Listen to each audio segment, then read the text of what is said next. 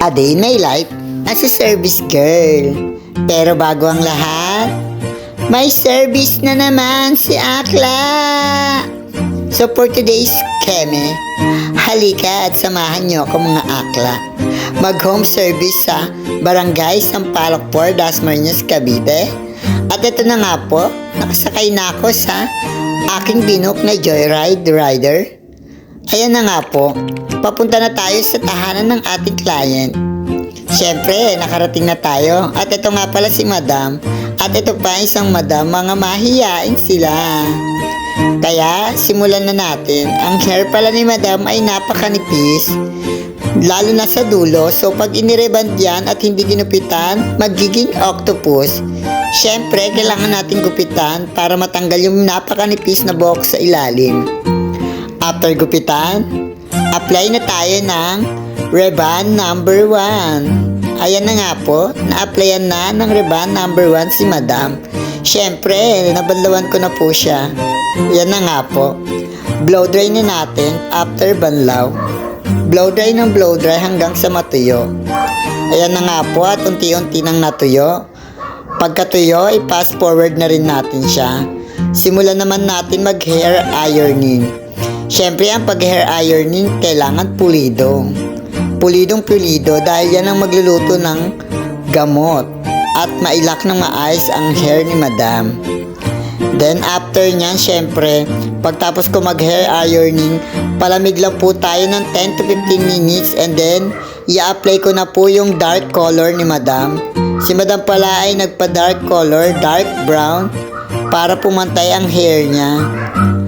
And then, after syempre ng hair color, apply natin siya ng Brazilian. Ayan na nga po.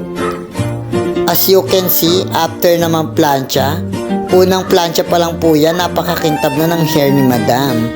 Ayan po, nakikita nyo naman po sa picture, napakaganda. Ayan, tama lang din ang naging haba ng hair ni Madam. So, fast forward tayo. Apply na po tayo ng hair color ni Madam. Ayan na nga po, nag-a-apply na po tayo. By the way, sa mga followers ko, mga viewers, or mga bashers man, manlilimos lang sana ako ng isang share, like, and comment. Maraming salamat po mga Madam. And then, pa-comment naman po kung mga tagasan po kayo. Nang sa ganon, malaman ko naman po kung saan nakakarating ang aking video. Yan po, maiba po tayo.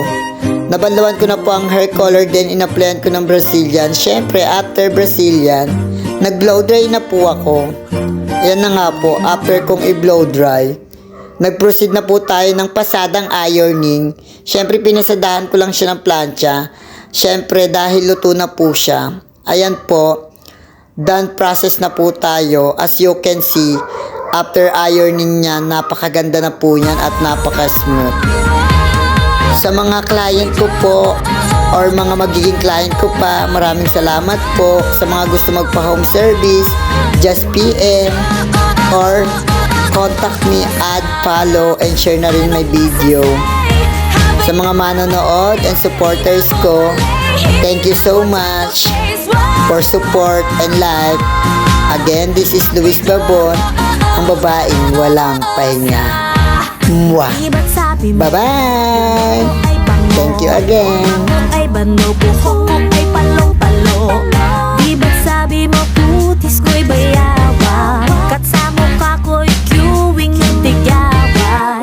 Lumipas ang ilang taon.